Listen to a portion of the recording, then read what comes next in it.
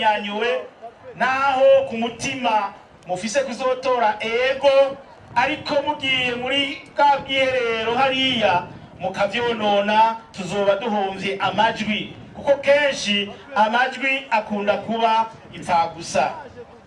Nagomba rero ndababwire ko mushitse hajya ku biro by'itora muzohasanga abantu 4.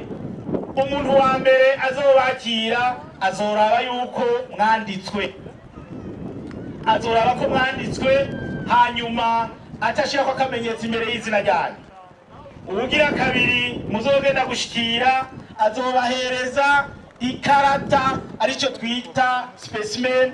Ikarata rero ngomba sigure ibimenyetso biriko imbere y'ibara ryera, niho handitswe ego, hakaba n'akantu k'akarongo, ako karongo mu gifaransa tukita flesh, kerekana imbere hari akadirisha. Bimwe twamye tuvuga tuti igikumu ni mu kadirisha imbere y'ibara ryera, aho ni uzobutoye ego.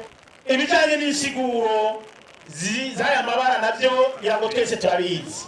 Ibara ryera ni ibara ryerekana amahoro, ni ibara ryerekana imigisha. Ariko ibara ryirabura nk'uko mubizi n'akamaramaza n'akamuna, ngirango niyo umuntu yagiye ahantu akaburanirwa ivyo yagiye kurondera akabibura, avuga ati natoreye mu ryirabura, kuko aba yabuze. By'ukuri rero ntawe kwemera gutorera mu ryirabura, umuntu atorera ibara ryera, ariryo bara ryiza, ibara ry'umugisha. Hanyuma ikarata izo biramburuye ucu yizinga, mugabo wirinde kwa rutoki wakoza mu irangi ntiyagira ahandi hantu rukora.